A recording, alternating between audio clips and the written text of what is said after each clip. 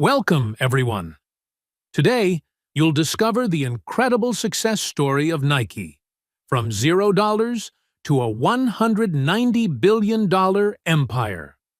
This story is great for your English because it uses simple, clear language, helps you learn new words, and improves your listening and reading skills in an interesting way. Imagine a world where Nike never existed. No Air Jordans, no Just Do It. No Cristiano Ronaldo, Michael Jordan, LeBron James, or Serena Williams wearing the most legendary sports brand on earth. But here's the shocking truth. Nike started with nothing. Not millions, not billions. Just a simple dream. A young man had no money, no factory, and no investors. He didn't own a business. He didn't even know if he would succeed. But what he did have was a vision, to build something so powerful that the world's greatest athletes would one day wear his shoes. And today, Nike is worth over $190 billion. So how did this happen? How did one man go from selling shoes out of a car trunk to building the biggest sports empire in history? How did Nike become the brand that dominates the field feed of the fastest runners, the strongest athletes, and the most legendary sports players? If you watch until the end, you'll discover the true secret behind Nike's rise. You'll understand why Nike isn't just a brand, it's a revolution. And most importantly, this story isn't just about shoes. It's about persistence, belief, and never giving up. So, let's go back to the very beginning, to the birth of the man who started it all. Chapter 1. The Birth of a Dreamer. The year was 1938, and in a small town in Portland, Oregon, a baby boy was born. His name? Philip Hampson Knight. He wasn't born rich, he wasn't born famous, but he was born with something far more powerful. A competitive spirit. His father, Bill Knight, was a newspaper publisher, a tough man, a man who believed in hard work and discipline. Phil grew up in a strict household. His father refused to give him money easily. If Phil wanted something, he had to earn it himself. From an early age, Phil was different. He wasn't the loudest kid, he wasn't the strongest, but he was fast. He loved to run. Running gave him freedom. Running made him feel alive. But little did he know that his love for running would one day change the world. As a teenager, Phil became obsessed with track and field. He joined his high school's running team and trained hard every day. But there was a problem. The shoes. The running shoes available at the time were heavy, uncomfortable and slow. Every time he ran, he felt like the shoes were holding him back. Why aren't there better running shoes? He thought. That question stuck in his mind for years. And one day, it would lead him to create Nike. After high school, Phil went to the University of Oregon. He wasn't just an ordinary student. He became a star athlete on the track team. And this is where fate introduced him to the man who would change his life. Bill Bowerman. Bill Bowerman wasn't just any coach. He was a legend. He had one goal, to make his runners faster than anyone else. But he didn't just train them physically. He believed that the secret to speed was in the shoes. He was obsessed with designing better running shoes. Every day, he experimented with different materials, different soles, and different techniques. And when Phil Knight walked onto the track, Bowerman saw something in him. Phil wasn't the fastest runner. He wasn't the best. But he had passion and determination. Bowerman started testing new shoe designs on Phil and the other athletes. And that's when something clicked in Phil's mind. What if we created the world's best running shoes? Shoes that are light, fast, and powerful? This thought stayed with him, but he didn't act on it yet. After graduating in 1959, Phil had no idea what to do next. He had a business degree, but no job, no clear direction, no plan. His father told him to get a real job at a newspaper. But Phil didn't want an ordinary life. He wanted something more. So he made a crazy decision. With no job and no purpose, Phil decided to travel the world. He went to Hawaii, Japan, India, Greece, and many other countries. But one country changed everything: Japan. At the time, Japan was rising in the shoe industry. They had a company called Onitsuka Tiger, which made lightweight, high-quality running shoes. Phil was fascinated. What if I could bring these shoes to America? He had no company, no money, no experience. But in that moment, a crazy idea was born. Phil took a risk.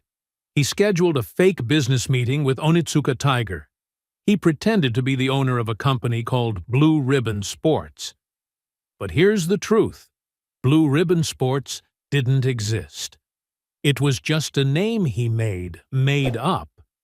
Still, he walked into that meeting with confidence and told Onitsuka, "I want to sell your shoes in America." To his surprise, they agreed. And with just $50, Phil ordered his first batch of shoes. He started selling them from the trunk of his car at track meets. No office, no store. Just him, his passion, and his dream. Chapter 2. The Battle for Survival. Phil didn't have a store. He didn't have a big marketing budget. So every morning, he loaded his car with shoes and drove from track meet to track meet, hoping to sell them to athletes and coaches. He didn't have a fancy sales pitch. He didn't have advertisements. All he had was belief in his product. He could walk up to runners, show them the shoes, and let them try them on. And once they ran a few steps, they felt the difference. Word spread fast. More and more athletes started choosing Onitsuka shoes over big American brands. Phil's business, Blue Ribbon Sports, was growing. But there was one massive problem. Selling shoes was one thing, but running a business required money. Phil had to pay for inventory. He needed more shoes from Japan to keep up with demand. But Onitsuka Tiger had a strict policy. They only shipped shoes if he paid up front. And Phil? He was broke. Every time he made money from selling shoes, he had to immediately reinvest it to order more stock. He had no savings, no investors, and no financial backup. If he ran out of money, the business would collapse. So he did something that would change his life forever. Desperate for cash, Phil went to the bank to ask for a loan. He walked in, full of confidence, ready to explain his business. But the moment he said he was selling shoes from Japan, the bank manager frowned. Japanese shoes? In America? That's not going to work. The bank rejected him. No loan, no help, nothing. But Phil refused to give up. He went to another bank, rejected, another, rejected, another, rejected. Every time he heard no, his belief in his dream grew stronger. Finally, after weeks of rejection, one small bank agreed to lend him a tiny amount of money, barely enough to survive. It wasn't much, but it was enough to keep Blue Ribbon Sports alive. Phil knew he couldn't do everything alone, selling shoes, ordering inventory, managing money. So he hired his first employee, a man named Jeff Johnson. Jeff wasn't just any employee. He was obsessed with running and shoes. He worked day and night to help Phil sell more shoes. And soon, they opened their first official store, a small shop in Santa Monica, California. The business was finally growing. Sales were increasing. More athletes were buying their shoes. But just when things started looking good, Phil got a phone call that almost destroyed everything. One morning, Phil received a shocking call from Japan. It was from Onitsuka Tiger. They told him that they were ending their partnership with Blue Ribbon Sports. Phil was confused. Why? He had been selling thousands of their shoes. Business was booming. Then he found out the horrible truth. Onitsuka had secretly been looking for a new distributor in America. They were planning to cut Phil out and take over the U.S. market themselves. If this happened, Blue Ribbon Sports would be finished. Everything Phil had built, the late nights, the track meets, the loans, the struggles, would all be for nothing. He had two choices. One, give up and let Onitsuka take everything. Two, fight back and build his own brand. And in that moment, Phil Knight made the most important decision of his life. He would create his own shoe company. But there was one massive problem. He had no factory, no manufacturer, and no money. Phil had only a few months before Onitsuka cut him off completely. So he needed to move fast. He gathered his small team and told them, "We're going to create our own shoes." But what would they call the company? They needed a name that was powerful, inspiring, and unforgettable. They brainstormed for weeks. They considered names like Dimension 6 and Falcon.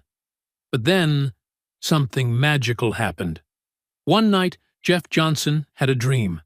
In the dream, he saw the Greek goddess of victory, Nike. He woke up and immediately told Phil. And just like that, Nike was born. But a name wasn't enough.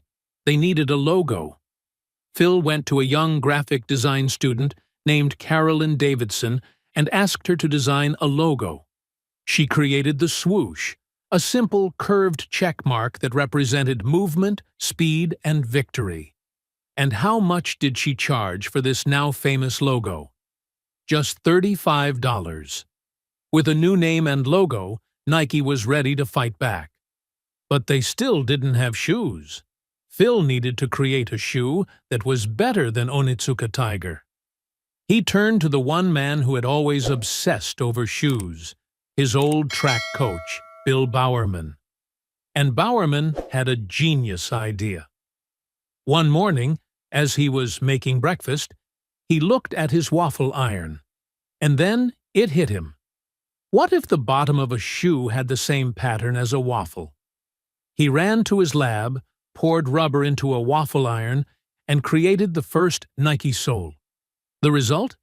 A shoe that was lighter, faster, and had better grip than anything else on the market. The first Nike shoe, the Nike Waffle Trainer, was born. And now, Phil was ready for war. Chapter 3. Nike struggled to become a giant. Even though Nike had its own shoe now, they still had no money. Phil had spent every last dollar on developing the new shoe and breaking away from Onitsuka.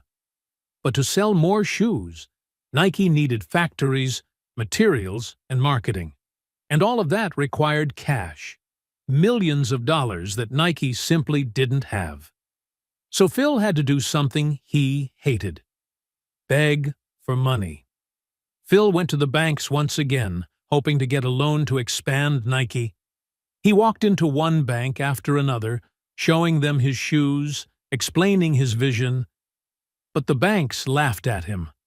"You want us to invest in some small shoe company, competing against Adidas and Puma?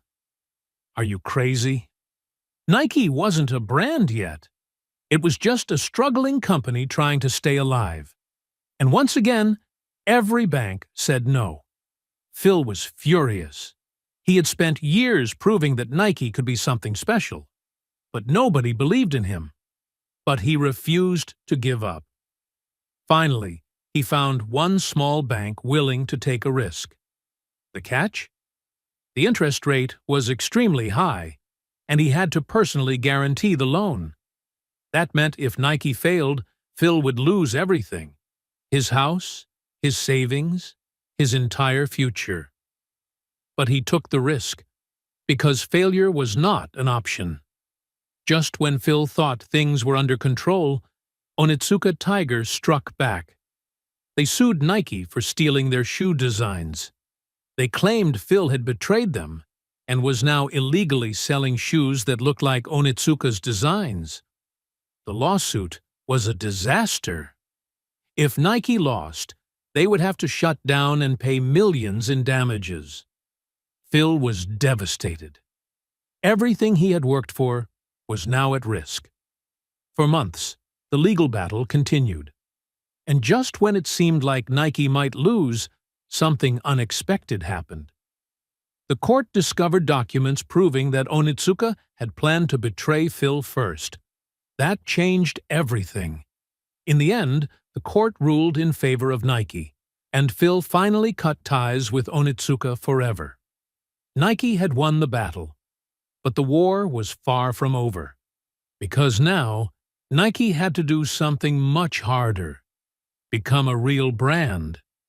Back then, Nike didn't have fancy marketing like today. They didn't have sponsorship deals, TV ads, or celebrity endorsements. They were just a small company trying to sell shoes. So Phil and his team got creative. Instead of wasting money on big advertisements, they focused on something powerful. They went directly to athletes, giving them free Nike shoes and asking them to wear them in competitions. And it worked. Runners, basketball players, and coaches started noticing Nike shoes.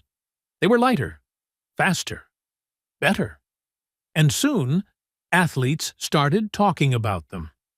Nike was still a small company, but they were gaining momentum. Nike needed a breakthrough product, a shoe that would make people notice them. And that's when Bill Bowerman struck again.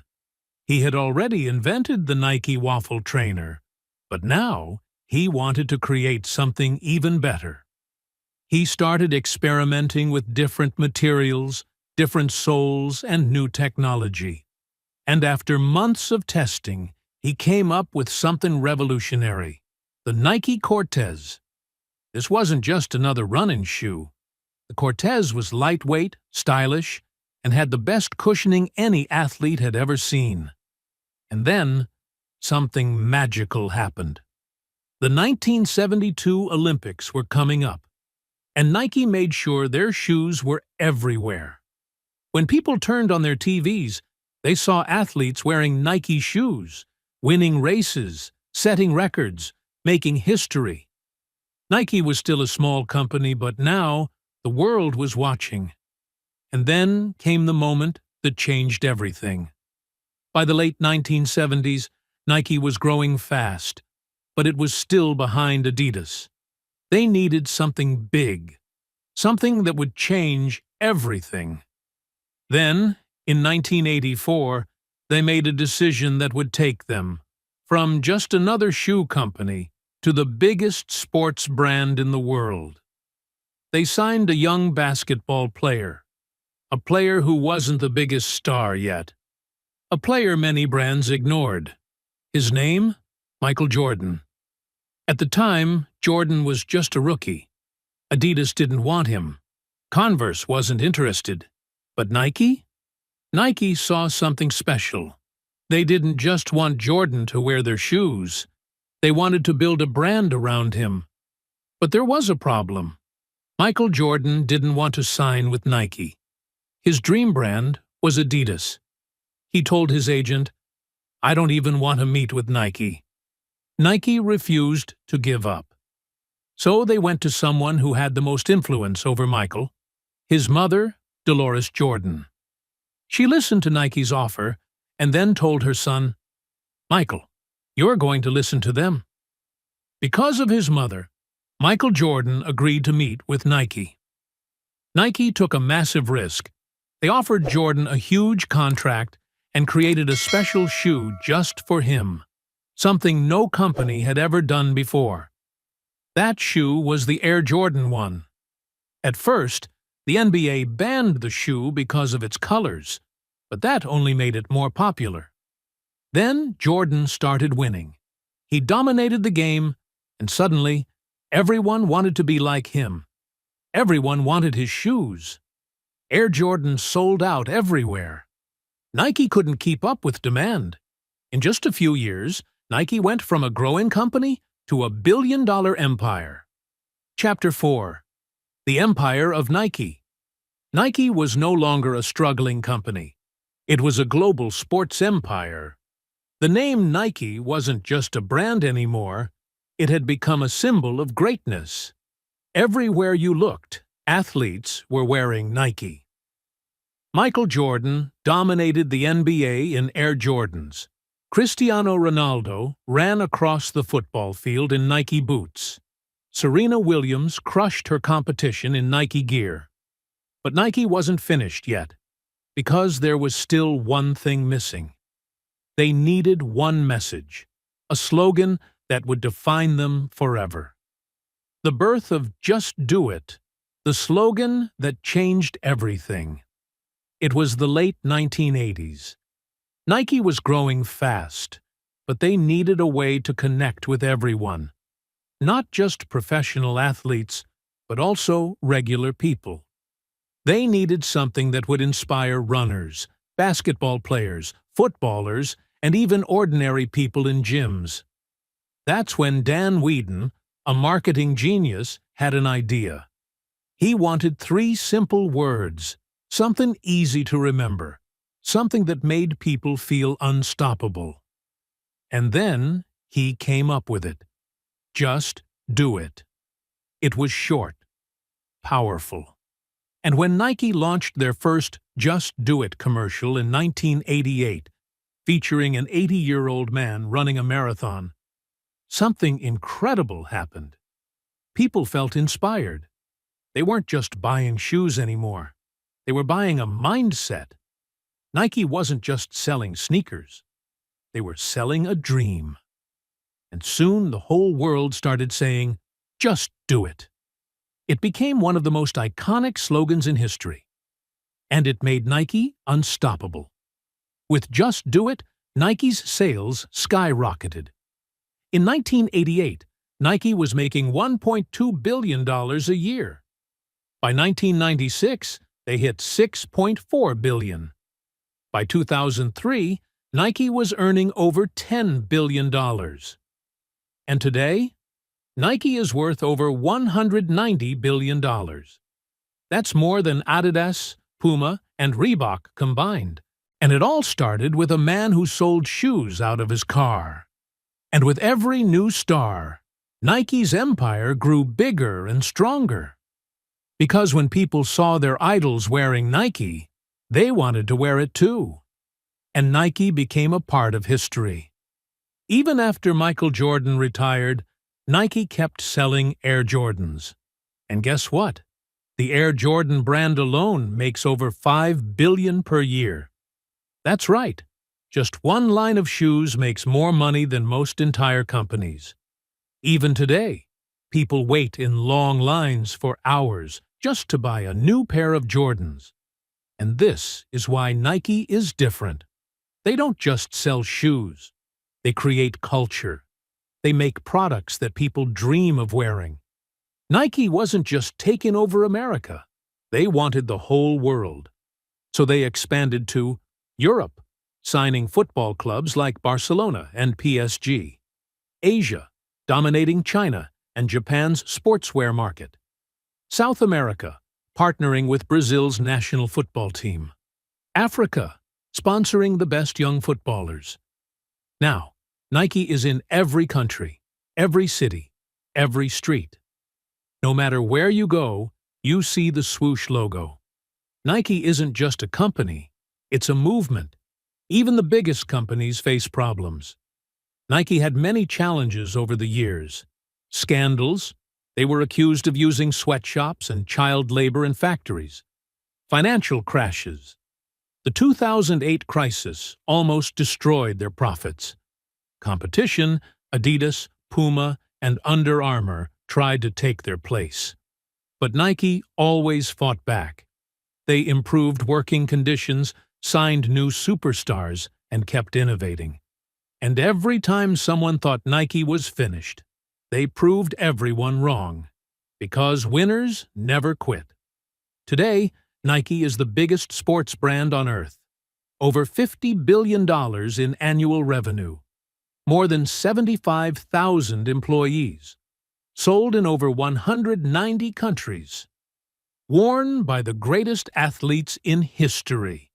Nike's story is more than just about shoes. It's about believing in something before the world sees it. Phil Knight had no money, no support, and no guarantees. But he had a vision. He believed in Nike when nobody else did. And because of that, he built an empire. Nike's story teaches us one thing. No dream is too big. No challenge is too hard. No failure is the end. If you believe in yourself and never give up, you can achieve anything. Now, it's your turn.